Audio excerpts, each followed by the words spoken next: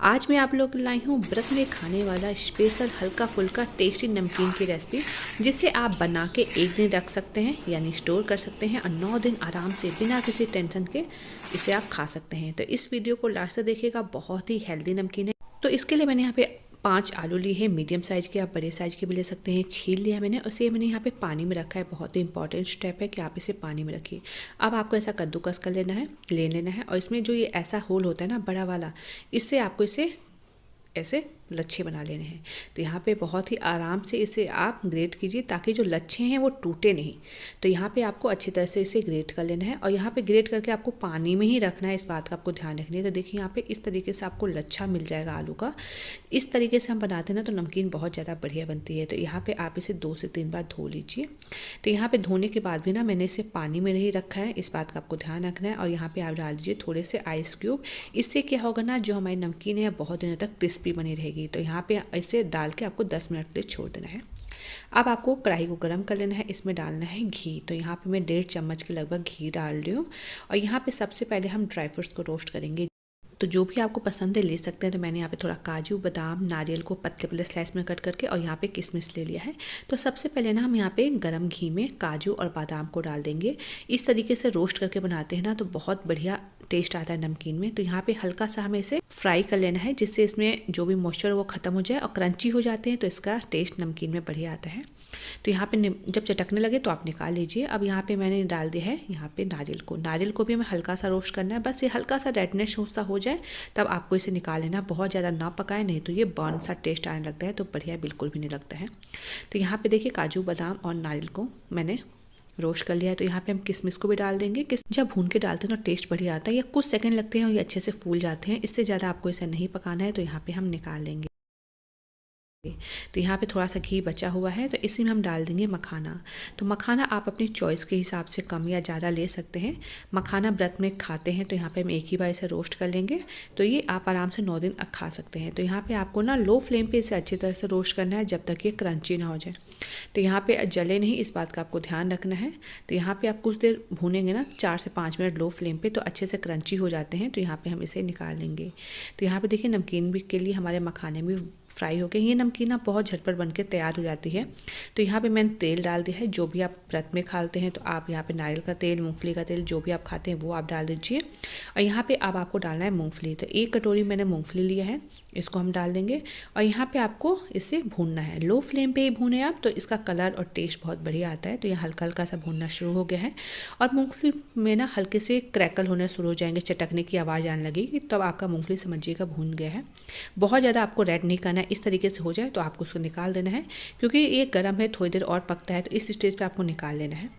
तो 15 मिनट हो गए हैं। यहाँ पे जो हमारे आलू हैं अच्छे से रेडी हो गए हैं। तो यहाँ पे हम इसमें से ना पानी में से आलू को निकाल लेंगे। तो आप कोई भी कॉटन का कपड़ा बिछा लीजिए और इस पर आप अपने आलूओं को फैला लीजिए। तो यहाँ पे पहले आलू को ना हाथों के बीच में रख के इससे अच्छे तरह से जो पानी है ना एक्स्ट्रा, उससे आप निचोड़ लीजिए, तब आप यहाँ फैलाइए। तो इस तरीके से आपको आलू में से पानी को निकाल लेना है और फिर इसे थोड़ी थोड़ी दूर पर फैला देना है। आप चाहें तो कुछ देर के लिए पंखे के नीचे भी छोड़ सकते हैं। तो यहाँ पर हम इसे पानी को इसमें से टैप कर लेंगे ताकि जो भी आलू में मॉइस्चर है ना वो ख़त्म हो जाए। तो यहाँ पे इस तरीके से ये बहुत जल्दी सूख जाता है। कुछ देर ही आपको छोड़ना पड़ेगा, इतने में जो आपका आलू है ना बहुत अच्छे से ड्राई हो जाता है।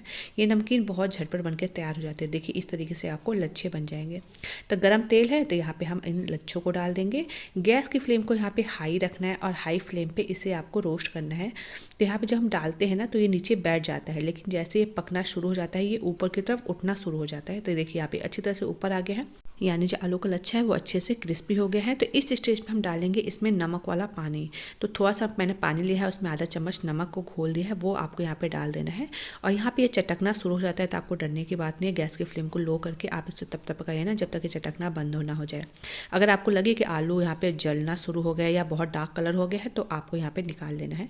तो इस तरीके से लच्छा बन के तैयार हो जाता है, जो कि बहुत ज़्यादा चुरचुरा बनता है, खाने में बहुत ज़्यादा बढ़िया लगता है। तो यहाँ पर मैंने एक बैच बना के रेडी कर लिया है। इस तरीके से जो बचा हुआ है आलू है उसको भी हम फ्राई कर लेंगे। तो 2 बैच में ये पूरे आलू फ्राई हो जाते हैं। यहाँ पे देखिए इस तरीके से, इसका कलर भी बहुत ज़्यादा डार्क नहीं करना है। तो इस तरीके से हमारा जो आलू है ना अच्छे से फ्राई हो गया है। तो इसमें हम थोड़ा सा डाल देंगे करी पत्ता और इसको भी हम रोस्ट कर लेंगे।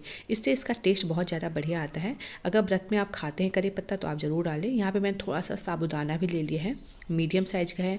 आपको अगर बड़े साइज़ का मिले तो वो ले सकते हैं, या बिल्कुल ऑप्शनल है, आपको डालना है तो डालिए, नहीं तो स्किप कर सकते हैं। हल्का सा इसे लो फ्लेम पर रोस्ट करना है तो ये फूल जाते हैं। तो यहाँ पे निकाल लिया है मैंने। अब आपको एक बोल में डाल देना है मखाने। यहाँ पे हम मखाने को डाल देंगे। मखाना अब ठंडा हो गया है। अब आप इसमें डाल दीजिए मूंगफली। तो यहाँ पे देखिए मूंगफली का कलर ठंडा होने के बाद बहुत ही बढ़िया आ गया। इसे ज़्यादा आप ना पकाएं। यहाँ पे जो ड्राई फ्रूट्स हैं इसको भी हम डाल देंगे। इससे इसका टेस्ट बहुत ज़्यादा बढ़िया आता है। यहाँ मैंने साबुदाने को भी डाल दिया है, भुने हुए साबुदाने को। और हम डाल देंगे इसमें अब आलू के लच्छे। तो आलू के लच्छे का आप यहाँ पे टेक्सचर देख लीजिए, बहुत ज़्यादा क्रिस्पी है। और इसकी आवाज़ को भी आप सुन सकते हैं कि कितना ज़्यादा बढ़िया क्रिस्पी बना है। इसे आप ऐसे भी बिना व्रत के भी बना के खा सकते हैं। अब व्रत गलती बिल्कुल परफेक्ट है। आप यहाँ पे इसकी आवाज़ सुनिए। तो हमने आलूओं में ना सेंधा नमक, व्रत में खाने वाला नमक डाला है, तो इसे हम अभी नहीं डालेंगे। इस नमकीन में आपको डाल लेना है नमक, व्रत में खाने वाला। यहाँ पे आपको डालना है काली मिर्च। काली मिर्च को आप फ्रेश क्रश करके डालिएगा तो बहुत बढ़िया टेस्ट आता है। तो इसकी क्वांटिटी आप कम या ज़्यादा कर सकते हैं। अगर आपको स्पाइसी नमकीन चाहिए तो इसकी क्वांटिटी आप बढ़ा दीजिए, और हल्का फुल्का चाहिए तो आप यहाँ कम रखें। अब मैंने लिया यहाँ पे पीसी हुई चीनी एक चम्मच। तो यहाँ पे अगर आपको मीठा और चटपटा नमकीन पसंद है तो यहाँ पे आप डालिए, नहीं तो आप स्किप कर सकते हैं। मैंने आधा चम्मच ही डाला है। और यहाँ पे हम मिक्स कर देंगे। ये जो नमकीन होते हैं ना, आप अपनी चॉइस के हिसाब से, जैसा आपको पसंद है उसके हिसाब से आप बना सकते हैं। यहाँ पे कुछ और चीज़ें आपको ऐड नहीं करना है। मैंने वही सब चीज़ें ऐड की है जो व्रत में खाते हैं। अगर इनमें से भी कुछ चीज़ें आप नहीं खाते तो आप स्किप कर सकते हैं। तो यहाँ पे मैंने आलू के लच्छे भी डाल दिए। इन सब चीज़ों को आपको बहुत ही अच्छे से मिक्स कर लेना है। तो ये नमकीन बहुत ही झटपट बन के तैयार हो सकता है, और आप इसे स्टोर करके रख सकते हैं, आराम से खा सकते हैं, बिल्कुल भी ख़राब नहीं होता है। बहुत ज़्यादा टेस्टी के साथ साथ हेल्दी है। इतना नमकीन आपको मार्केट में बहुत ज़्यादा महंगा पड़ेगा, लेकिन घर पे बहुत ही आसानी से और सस्ते में साफ़ सुथरे तरीके से बना सकते हैं। तो है ना बहुत ही बढ़िया नमकीन की रेसिपी। तो फ्रेंड्स, इस रेसिपी को एक बार ज़रूर ट्राई करिएगा, और अगर आपको पसंद आए तो प्लीज़ मेरे चैनल को लाइक, शेयर, और मेरे चैनल पर नए हैं तो सब्सक्राइब करना ना भूलें। Thank you, bye bye.